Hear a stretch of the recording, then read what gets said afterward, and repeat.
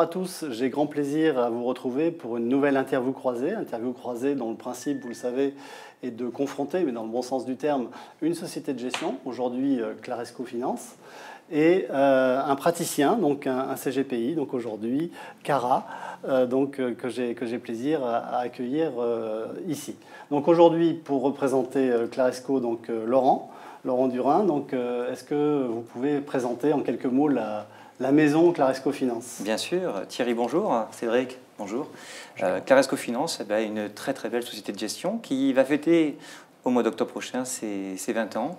Claresco Finance est environ 550 millions d'euros d'encours aujourd'hui, avec un ADN plutôt de stock picker, plutôt le marché action et plutôt la connaissance d'entreprise. Ça, c'est sur la partie action. Et puis, bien sûr, on ne peut pas passer outre l'approche macroéconomique dans le cadre de notre approche sur les fonds flexibles. Et on parlera en effet de fonds flexibles aujourd'hui, principalement avec ce focus-là, mais il n'y a pas que ça. Donc, chez Cara Capital, Cédric Jeunet, présentez-nous rapidement la maison et l'historique un petit peu de cette maison, un bien beau cabinet. Merci. Bonjour Thierry, bonjour Laurent. Cara Capital, c'est un cabinet qui est né en 2006, donc qui fêtera ses 12 ans à la fin de l'année. 12 collaborateurs actuellement, à peu près 130 millions, un petit peu plus de 130 millions d'encours sous gestion. Un cabinet transversal qui, certes, fait de la gestion d'actifs pour ses clients, mais aussi tous les sujets civils, prévoyance, accompagnement sur les transactions immobilières et autres. D'où le fait d'avoir un nombre de collaborateurs important. Une clientèle plutôt travailleurs non salariés, chefs d'entreprise, entrepreneurs et professions libérales majoritairement. D'accord, très bien. Et déjà une grosse expérience et expertise sur tout ce qui est également allocation flexible, on y reviendra. Alors justement, sur l'allocation flexible, Laurent, je me tourne vers le sachant, le maître S allocation flexible. Pourquoi aller vers ce type de gestion alors qu'il y a déjà pléthore, j'allais dire, en la matière sur le marché? Qu'est-ce qui inspire un gérant pour créer un fonds flexible? Je pense qu'au niveau aujourd'hui, donc pour les cabinets en gestion de patrimoine, la gestion flexible est totalement essentielle. Maintenant, on attend beaucoup de la gestion flexible. Je crois qu'on met un panier finalement et puis on mélange un tout petit peu tout ça. La gestion flexible, il y a différentes catégories. Il y a des fonds qui sont plutôt défensifs, il y a des fonds qui sont plutôt équilibrés, et des fonds qui sont plutôt dynamiques. Et dans cette approche que l'on doit avoir aujourd'hui et dans l'attente qu'on a sur les fonds flexibles, c'est amortir les baisses et prendre la hausse des marchés. C'est un exercice qu'on aimerait tous faire, mais peut-on le faire véritablement avec ce type de gestion? Alors oui, mais c'est un exercice extrêmement difficile, extrêmement compliqué, et les attentes sont à très court terme. Lorsqu'on investit sur un marché action, sur une classe d'actifs action, on accepte effectivement cette durée d'investissement parce qu'on suit l'évolution des marchés. Sur les flexibles, nos partenaires CGP sont beaucoup plus exigeants et attendent de nous, sociétés de gestion, d'avoir des résultats, je dirais quasi immédiats, en tout cas en année civile, ce qui n'est pas le cas. On doit avoir des orientations de gestion sur des durées d'investissement qui sont conseillées. Un fonds équilibré, c'est sur 5 années, et on doit faire le bilan au bout de ces 5 années, bien sûr, quand nous avons des étapes intermédiaires. Sur un fonds défensif, c'est une approche à 3 années, et sur un fonds dynamique, on est également donc sur une approche plus long terme, entre 5 et 10 années.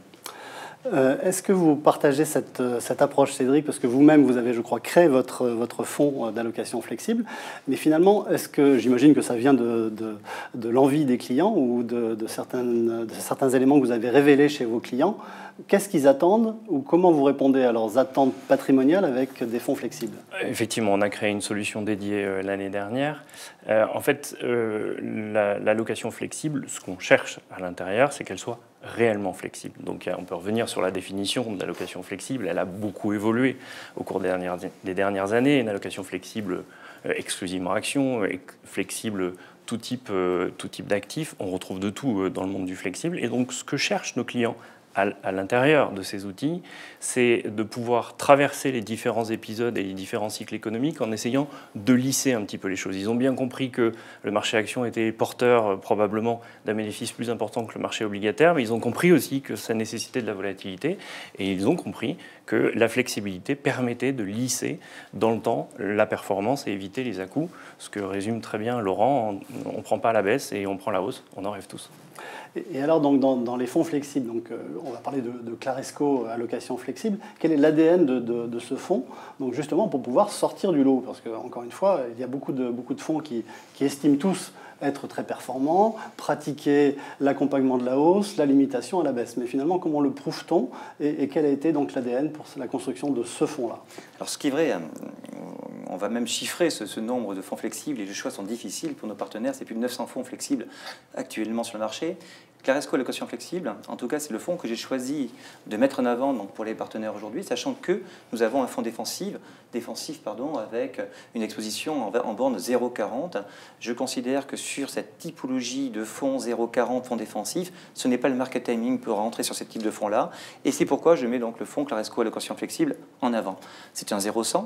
C'est un vrai 0,100 ? C'est un vrai 0,100 et ça c'est important, cette flexibilité est importante. Ce qui fait la différence également, bien sûr, ce sont des gestions de conviction et ce qui me plaît beaucoup, c'est si je prends l'exemple entre vendredi et aujourd'hui en termes d'exposition, nous étions exposés vendredi en clôture à 70% donc sur la classe d'actifs actions et en matinée aujourd'hui, lundi, c'est-à-dire 48 heures après, nous sommes exposés aujourd'hui à 50% sur la classe d'actifs actions en utilisant des couvertures, bien entendu, mais c'est ce qu'on attend, c'est cette véritable flexibilité.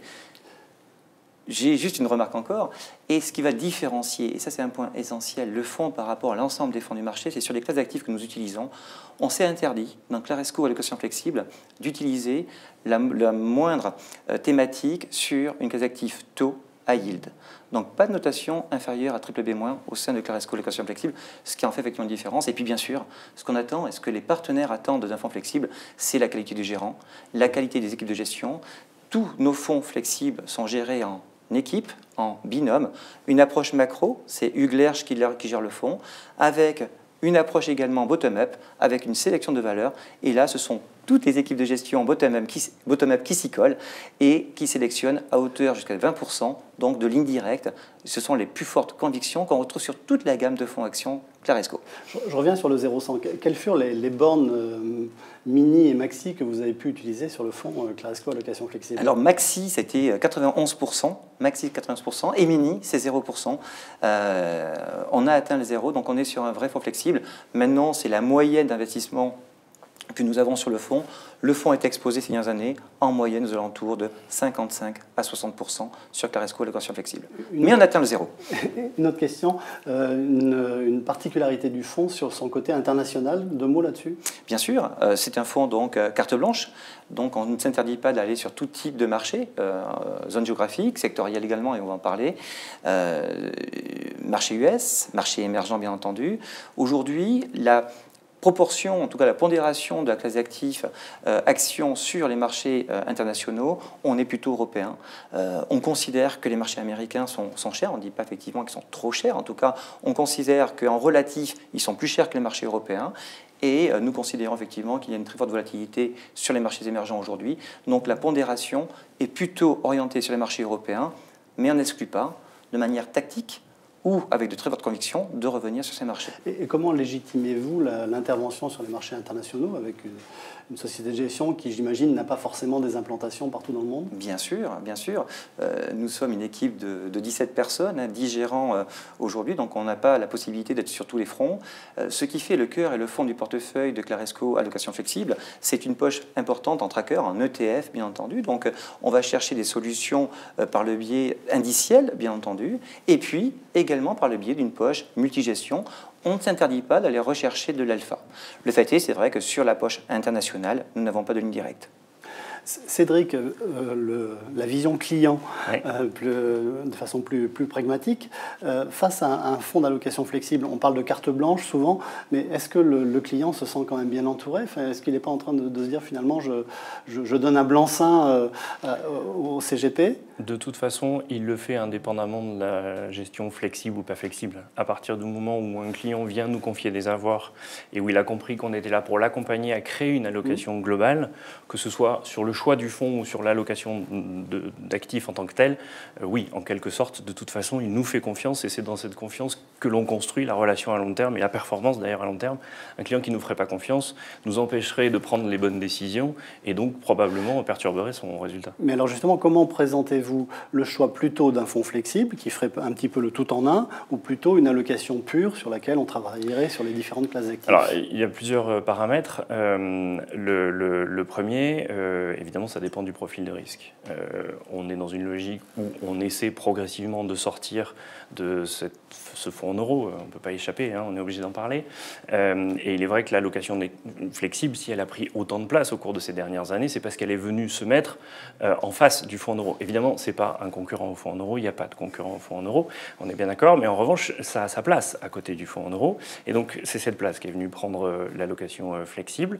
Et aujourd'hui, on l'utilise dans pratiquement toutes les allocations, du profil prudent au profil dynamique. En revanche, on regarde si on est sur du 0,60, sur du 0,100, s'il y a une vraie réactivité au niveau de la gestion. Comme le dit Laurent, 0,100 c'est bien, mais est-ce qu'on est capable de descendre à 0 et de monter à 100 ? Et vous avez senti une évolution de la part des clients dans l'appréciation justement de cette gestion flexible? C'est plus qu'avant? C'est moins? C'est dans l'utilisation ou dans la connaissance? Dans les deux. Dans l'utilisation, c'est plus, puisque aujourd'hui ils ont meilleure connaissance de ce qu'est un fonds flexible, même s'ils ne connaissent pas ce qu'il y a à l'intérieur de chacun des fonds flexibles. Là, évidemment, ils nous suivent. Donc il y a une meilleure appréhension de ce qu'est réellement un fonds flexible, donc une demande d'utilisation parce que meilleure connaissance. Et est-ce qu'il y a des objectifs patrimoniaux particuliers, spécifiques à certains de vos clients ou de vos niches de clientèle, à qui correspondent plus particulièrement ou plus spécifiquement les fonds flexibles? Oui, on peut penser aujourd'hui, et la démonstration se fait progressivement, que les fonds flexibles sont très adaptés à des allocations de très long terme et qui bougent peu. Voilà. Donc il est vrai qu'aujourd'hui, dans une logique de contrat Madelin, de perte, d'épargne entreprise, le fonds flexible a vraiment toute sa place. Sur une gestion plus dynamique, avec un client qui a plus envie d'acheter des fonds purs, d'investir plus dans l'entreprise, là en revanche, on va diminuer cette partie. Laurent, on a parlé un petit peu des caractéristiques ou du mode de fonctionnement donc, du fonds Claresco Allocation Flexible. Quelques éléments quand même sur, faites-nous rêver, sur les performances, sur ces ratios d'analyse. Bien sûr, on va regarder effectivement donc, ce que je disais, durée d'investissement conseillé ces 5 années. Le fonds génère une performance de plus de 40% sur les 5 dernières années. C'est ce qu'on attend de ce type de fonds finalement, d'être capable de pouvoir générer du rendement sur une période long terme tout en minimisant cette fameuse volatilité. Le fait est, c'est que aujourd'hui, ce type de fonds-là nécessite pour nos partenaires, en tout cas c'est là-dessus que j'insiste, Claresco ça veut dire transparence, c'est cette capacité à pouvoir soulever le moteur, savoir ce qu'il y a, comment je vais générer cette performance. Quand je dis qu'on s'interdit d'avoir du high yield, c'est qu'on a un avis assez négatif, et je le dis clairement, sur cette classe active qu'on considère très risquée. On considère que les primes de risque sont très peu importantes sur la classe active de haut rendement. Donc on a pris l'option de générer du rendement sur des convictions qui sont fortes, sur des rendements qui sont importants. On sensibilisera ou désensibilisera nos portefeuilles sur la classe active d'action. On est capable de se couvrir également, c'est ce que nous avons fait, ce que je disais effectivement donc, entre vendredi et aujourd'hui. Et les performances, elles sont là. On a des convictions fortes, on peut parfois se tromper et on peut parfois avoir raison un peu tôt. Alors justement, un éclairage là-dessus. Je crois que sur les bancaires, justement, il y a eu quelques atermoiements, mais des convictions qui se maintiennent. Mais des convictions qui se maintiennent. J'aime beaucoup cet exemple sur les bancaires. Les bancaires ont beaucoup souffert au mois de mai avec une chute sur les financières de l'ordre de 5%. Le fait est, c'est que nous avions une exposition sur les bancaires dans la performance du fonds depuis le début d'année. Ces 50% de la contre-performance sont dus aux financières. Mais c'est une vraie conviction. Une conviction très forte que nous avons sur, bien sûr, la fin donc, de la période des quantitative easing menée par la Banque Centrale Européenne, sur une remontée de taux qui tarde. On envisage effectivement cette remontée de taux à compter du mois de décembre cette année. On sait qu'elle sera donc prolongée et retardée à compter du premier, voire du deuxième semestre de l'année 2019. Mais il y a une très forte corrélation et un avantage certain à être investi sur des financières lorsque les taux remonteront. On a aujourd'hui une exposition en hauteur de 9%, nous étions à 10%, on a réduit légèrement, mais 9% d'une allocation, c'est une très forte conviction. Dans le discours de Laurent, Cédric, qu'est-ce que vous auriez envie d'extraire en quelque sorte comme étant des arguments à faire valoir auprès des clients, tout ce qu'on entend là sur ces convictions, etc. Est-ce que ça peut être un message que l'on passe auprès des clients? Oui, bien sûr, c'est les éléments clés du choix d'une gestion flexible. C'est y a-t-il des convictions à l'intérieur du fonds et quelles sont-elles et peut-on nous les présenter à nos clients? Y a-t-il réellement de la réactivité, de la gestion, du mouvement? Est-ce que ça crée de la valeur et de la performance? Est-ce que ça crée de la valeur? Ça, c'est ce qu'on va regarder évidemment sur une analyse un peu plus technique. Et puis, le troisième sujet, c'est la transparence. C'est-à-dire que, et là, c'est plus nous que nos clients. On veut comprendre exactement ce qui est à l'intérieur, comment ça fonctionne, qui prend les décisions, comment fonctionne le gérant, quel est son état d'esprit. Voilà, c'est tout ça qui fait qu'on va choisir tel ou tel fonds, plus que la performance passée.